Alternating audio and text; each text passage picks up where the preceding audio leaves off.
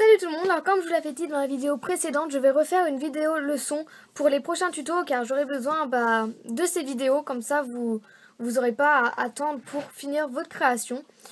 Donc là c'est vous montrer comment on utilise les différentes poudres, que ce soit la poudre de chez la petite épicerie, la poudre justement spéciale Fimo, la poudre embossée, la poudre de coco ou bien de la poudre qu'on fait nous-mêmes, enfin peu importe la poudre. Je vais vous montrer comment on utilise ces différentes poudres. Alors pour certaines poudres, il va falloir l'utiliser avant que la Fimo soit cuite et d'autres après. Pour les poudres qui se mettent après la cuisson de la Fimo, vous aurez besoin de vernis. Donc soit de vernis Fimo brillant, soit de vernis Fimo mat. C'est à vous de choisir, ça fonctionne avec les deux, sauf que celui-là rend un effet mat. Mais moi je vais utiliser le vernis brillant parce que je préfère quand c'est brillant. Alors tout d'abord je vais vous montrer comment on utilise cette poudre. Donc c'est de la poudre coco. Voilà, je sais pas, poudre coco quoi. Que j'ai acheté à la petite épicerie. Et je vais vous montrer comment on l'applique. Alors tout d'abord, vous prenez une création. Donc moi c'est une part de gâteau qui va avec ce gâteau là. Et je vais mettre la poudre au-dessus. Par contre la luminosité n'est pas top. Si je fais ça, vous verrez. Voilà. Donc voilà. Alors tout d'abord, vous allez vernir la partie. Vous voulez mettre la poudre. Donc moi ce sera au-dessus du gâteau. Par contre, il faut mettre une bonne couche quand même pour que la poudre puisse tenir. Voilà, c'est vite fait. Pour l'utilisation des poudres, je vous conseille d'éviter d'éternuer. Ce serait quand même mieux. À part ça, vous prenez votre poudre et vous la mettez sur votre gâteau. Et voilà ce que ça donne. Par contre, ça fait pas la macro, donc je vous montrerai tout ça en macro après avoir testé toutes les différentes poudres. Et on attend que ça sèche, et une fois que le vernis est sec, on remettra une couche de vernis par-dessus.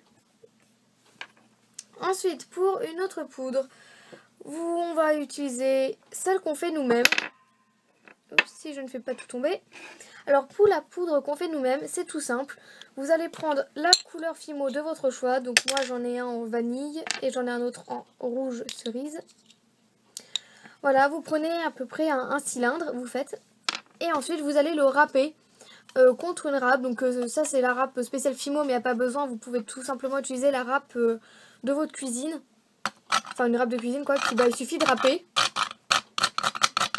Et après vous récupérez la poudre. Bref, enfin moi j'ai fait celle avec le rouge, donc je vais utiliser la poudre rouge. Alors pour la mettre, oui donc là j'ai cuit de la Fimo normale à sa température normale, donc 110 degrés pendant 30 minutes. Donc vous prenez votre création qui est aussi cuite, vous allez mettre du vernis là où vous voulez qu'il y ait de la poudre, pareil que la précédente. Voilà. Ah, j'en ai un petit peu trop mis. Et ensuite, bon, je vais en enlever un petit peu parce que là, j'ai mis trop de vernis. Je suis pas douée. En fait, c'est juste que c'est tombé sur le côté. Je voulais juste faire un rond au milieu. Voilà. Je suis désolée si vous entendez parler à côté, mais là, je sais pas ce qu'ils font à côté. Bon, bref, voilà. Et vous prenez votre poudre. Et c'est pareil que celle précédente. Vous avez juste à mettre sur votre création. Attendre que ça sèche. Puis remettre un coup de vernis par-dessus après. Voilà à peu près. Donc évidemment, si vous utilisez une de ces façons-là, il faut bien entendu vernir toute votre création. Sinon, vous pouvez voir la différence de vernis. Ouais, en macro, quand ça fait pas la macro, c'est pas top. Hein. Bon, bref, je vous montrerai tout ça après. Désolée. Ensuite, on va utiliser la poudre à embosser. Alors là, je vais faire deux manipulations pour celle-ci. Alors déjà, voici de la poudre à embosser blanc que j'ai acheté à Cultura. Donc, je sais plus dans les combien j'ai acheté, mais c'est dans le rayon scrapbooking. Enfin, scrapbooking, pardon. Voilà, ça se présente comme ça. Et c'est de la même manière en fait qu'on fait l'effet sucre-glace. Je sais pas si on va pouvoir voir. Si j'ai pénétration en rab. Ouais, non. Bon, bref, je vais faire ça sur ça. Là, c'est un fondant que j'avais déjà fait le tuto même. Et c'est la même manière on va mettre du vernis Fimo. Et on va mettre sur toute la partie, vous voulez mettre votre poudre, hein, comme les créations précédentes. Voilà. Ensuite, vous prenez soit la main ou avec un outil, une cuillère par exemple. Vous allez saupoudrer votre création.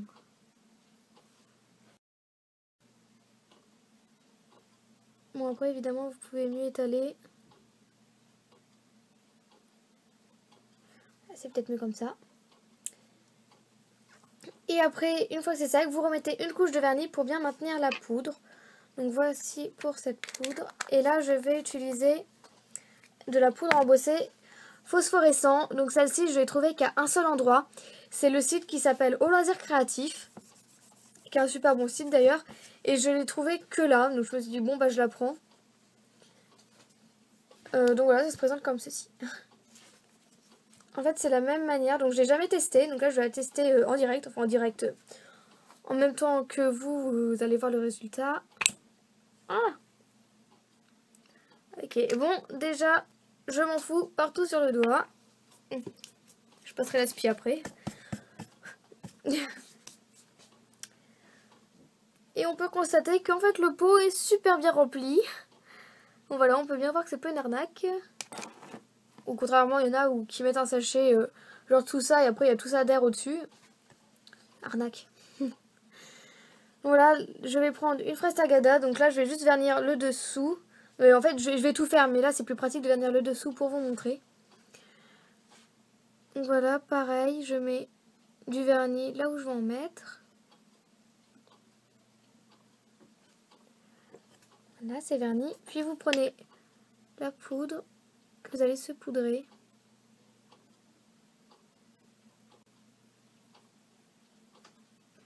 Ce qui est marrant avec cette poudre, c'est qu'elle est vraiment toute fine. On dirait plus du velours qu'autre chose. Donc voilà ce que ça donne à peu près. Donc c'est plus petit que la poudre embossée blanche que j'ai achetée à Cultura. Mais ça fait un autre effet que je trouve pas mal non plus. Et comme d'hab, vous repassez une couche de vernis une fois que la première couche est sèche. Pardon. Donc ça c'est fait. Ensuite, pour utiliser la poudre de la petite épicerie, donc là je vais pas vous le montrer, je vais juste vous expliquer comment faire. Sur le papier derrière, vous avez le mode d'emploi. Pour ceux qui ne savent pas, donc on peut aussi en mettre dans de la résine. Voilà, préparer. Ouais, voilà, on peut. Pour faire des milkshakes par exemple, donc on la met dans la résine. Voilà, c'est un sachet comme ça. Ça me fait penser à de la farine ou autre chose. Non, je sais pas trop à quoi ça me fait penser. Bref, j'adore tripoter ça, c'est rigolo. Alors pour le sachet, évidemment, on va essayer d'éviter d'éternuer aussi. Voilà, c'est un peu l'aspect de la farine. Bon, je vais pas goûter pour savoir si c'est de la farine ou non. D'ailleurs, il faudrait tester avec de la farine, ça éviterait d'en acheter. Parce que je pense que tout le monde a de la farine chez soi. Ça n'a pas l'odeur de farine en tout cas. Je sais pas, ça a l'odeur de plâtre ou... je sais pas comment dire. Voilà, bref. Alors vous prenez en fait de la Fimo et vous mélangez justement avec cette poudre. Et en fait dans votre main la Fimo va s'effriter, ce qui fera l'effet glace. Donc évidemment après il faut le texturer avec par exemple une brosse à dents. Ou un autre outil brosse on va dire. Et attention de évidemment bien refermer le sachet. Donc voilà, j'ai déjà testé cette poudre et ça me tombe dans les mains. Décidément, moi les poudres, ça fait deux. Ouais, on va mettre ça comme ça. Hein. Je vais ranger ça avant que ça me ressaute dans la main. J'en mets partout. Bon bref, je changerai ça après parce que là en fait j'en ai foutu un peu partout. Donc vous avez juste à mélanger ça avec la Fimo, donc évidemment avant la cuisson. Et ensuite la dernière poudre, c'est la poudre Fimo. Donc il existe plusieurs coloris. Donc là c'est couleur argentée. Et là j'ai deux autres poudres qui proviennent de chez Pearl & Co. Donc ça c'est pas de la marque Fimo. C'est de la marque Pearlex. Voilà, Pearlex. Donc une dorée et une un peu magnifique, bleue avec des reflets verts et dorés. Donc celle-ci est à appliquer avant la cuisson. En fait, vous faites votre création Fimo. Puis avant de la mettre au four avec un pinceau quelconque. Donc là, je sais pas si, voilà. Je sais pas, voilà, un pinceau quelconque. Vous prenez votre poudre, puis vous l'étalez sur la Fimo. Et ça passe au four, il n'y a aucun problème, c'est fait exprès. Même pour celle-ci. Et en fait, après la cuisson, vous prenez vos créations et vous vernissez par-dessus. Donc voilà, je vous ai montré différentes techniques de poudre. Donc là, je vais vous les montrer en gros plan. Ça donne pour la poudre Fimo. Voilà, je trouve que ça fait un très joli rendu. Je trouve que ça fait pas mal du tout. Après, voilà ce que ça donne avec la poudre qu'on a fait nous-mêmes. J'ai un petit peu reculé. Voilà, donc évidemment, j'ai pas refait une deuxième couche de vernis. Là, je trouve ça pas mal du tout. Et là, il y avait du maquillage au-dessous. Parce qu'en fait, j'ai cassé ma palette Naked. J'ai trop le seum. Bon, je vais enlever ça. Et donc, du coup, le noir, en fait, il s'est cassé. Et j'en ai eu partout. Sur mon atelier. Et voilà, il y a des traces partout. Et j'ai pas fait gaffe. Bon, bref, voilà le résultat. Voici le résultat avec la poudre blanche de la petite épicerie. Donc, voilà, avec le gâteau. Donc là, j'ai pas refait une couche dessus. J'aime beaucoup ce gâteau. Voilà, avec la poudre embossée de chez Cultura. Et avec la poudre embossée de Au Loisir Créatif. Ça veut bien faire la macro. Donc voilà, j'espère que cette vidéo vous aura servi et qu'elle vous aura plu. Et voilà, et si vous avez d'autres poudres ou que vous ne savez pas vous en servir, vous pouvez me le dire en commentaire. Et j'y répondrai, évidemment. Donc voilà, et je vous dis à bientôt. Salut!